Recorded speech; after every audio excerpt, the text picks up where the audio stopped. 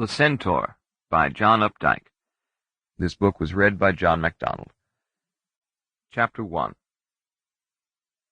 Caldwell turned, and as he turned, his ankle received an arrow. The class burst into laughter. The pain scaled the slender core of his shin, whirled in the complexities of his knee, and, swollen broader, more thunderous, mounted into his bowels. His eyes were forced upward to the blackboard, where he had chalked the number 5 billion. The probable age in years of the universe. The laughter of the class, graduating from the first shrill bark of surprise into a deliberately aimed hooting, seemed to crowd against him, to crush the privacy that he so much desired, a privacy in which he could be alone with his pain, gauging its strength, estimating its duration, inspecting its anatomy. The pain extended a feeler into his head and unfolded its wet wings along the walls of his thorax, so that he felt in his sudden scarlet blindness to be himself a large bird waking from sleep. The blackboard, milky slate smeared with the traces of last night's washing, clung to his consciousness like a membrane. The pain seemed to be displacing with its own hairy segments his heart and lungs. As its grip swelled in his throat, he felt he was holding his brain like a morsel on a platter high out of hungry reach. Several of the boys in their bright shirts, all colors of the rainbow, had risen upright at their desks, leering and baying at their teacher, cocking their muddy shoes on the folding seats. The confusion became unbearable. Caldwell limped to the door and shut it behind him on the furious festal noise. Out in the hall, the feather end of the arrow scraped on the floor with every step. The metallic scratch and stiff rustle mixed disagreeably. His stomach began to sway with nausea. The dim, long walls of the ochre hall wavered. The classroom doors, inset with square-numbered panes of frosted glass, seemed experimental panels immersed in an activated liquid, charged with children's voices chanting French, singing anthems, discussing problems of social science. Avez-vous une maison jolie? Oui, j'ai une maison très jolie. For amber waves of grain, for purple mountain majesties above the fruited plain, throughout our history, boys and girls, this was the voice of Pholos. The federal government has grown in prestige, power, and authority, but we must not forget, boys and girls, that by origin we are a union of sovereign republics. The united God shed his grace on thee, and crown thy good with brotherhood. The beautiful song was blindly persisting in Caldwell's brain. To shining sea, the old baloney. He had heard it first in Passaic. Since then, how strange he had grown. His top half felt all afloat in a starry firmament of ideals and young voices singing.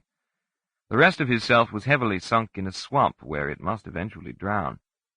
Each time the feathers brushed the floor, the shaft worked in his wound. He tried to keep that leg from touching the floor, but the jagged clatter of the 3 remaining hooves sounded so loud he was afraid one of the doors would snap open, and another teacher emerged to bar his way.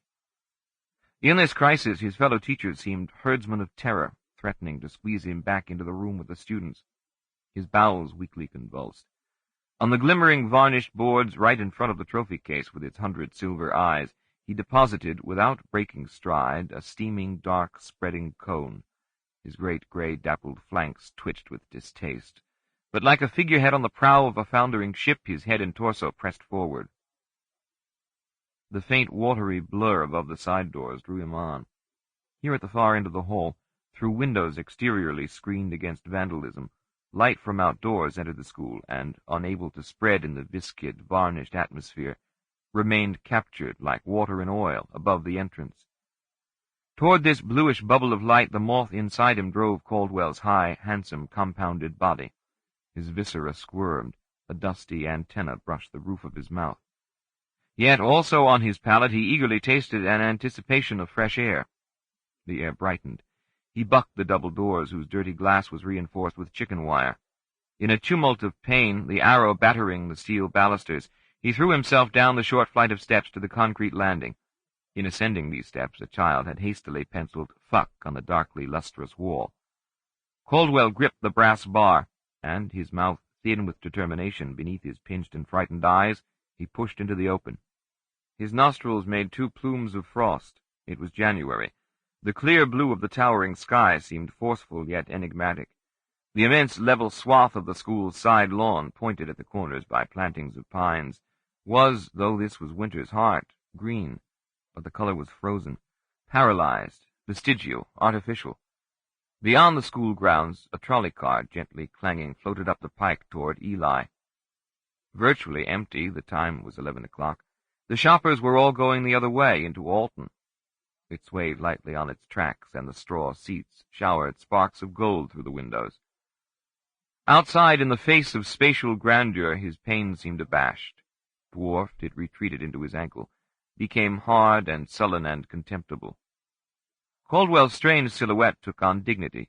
His shoulders, a little narrow for so large a creature, straightened, and he moved, if not at a prance, yet with such pressured stoic grace that the limp was enrolled in his stride.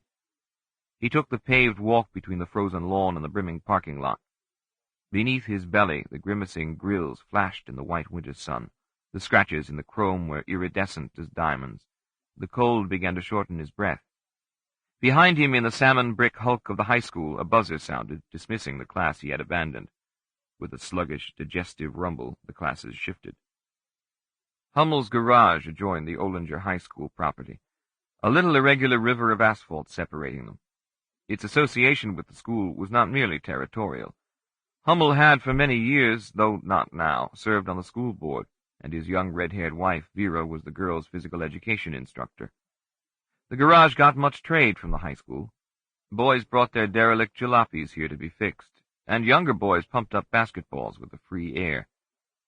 In the front part of the building, in the large room where Hummel kept his accounts and his tattered blackened library of spare parts catalogues, and where two wooden desks side by side each supported a nibbled foliation of papers and pads and spindles skewering up to the rusted-tip, fluffy stacks of pink receipts.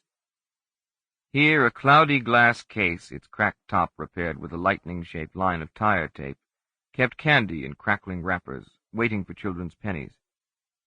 Here, on a brief row of greasy folding chairs overlooking a 5-foot cement pit whose floor was flush with the alley outside, the male teachers, sometimes, more of old than recently, sat at noon and smoked and ate Fifth Avenues and Reese's peanut butter cups and Essex cough drops, and put their tightly laced and polished feet up on the railing and let their martyred nerves uncurl, while in the 3-sided pit below an automobile like an immense metal baby was washed and changed by Hummel's swarthy men.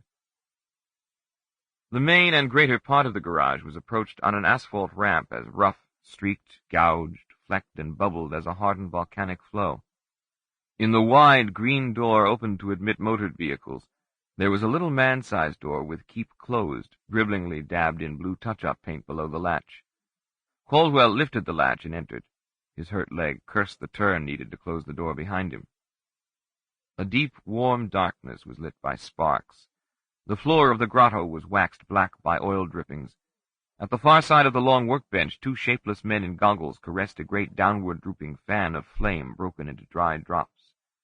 Another man, staring upward out of round eye sockets, white in a black face, rolled by on his back and disappeared beneath the body of a car.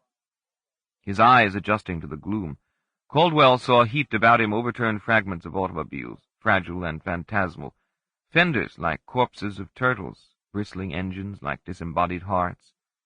Hisses and angry thumps lived in the mottled air.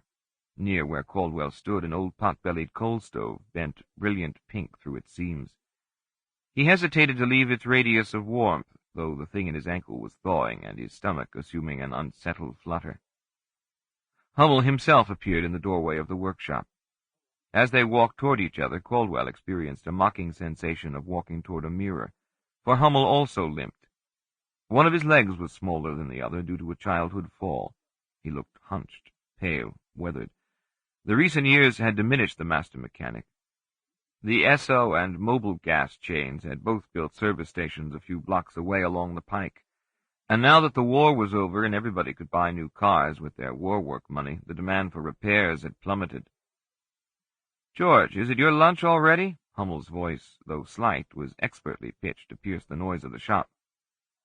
As Caldwell answered, a particularly harsh and rapid series of metallic clashes sprang up in the air and flattened his words.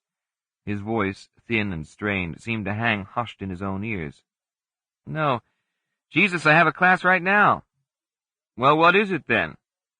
Hummel's delicate gray face, bleached by spots of silver bristle, alerted timidly, as if anything unexpected had the power to hurt him. His wife had done that to him, Caldwell knew. Sample complete. Ready to continue?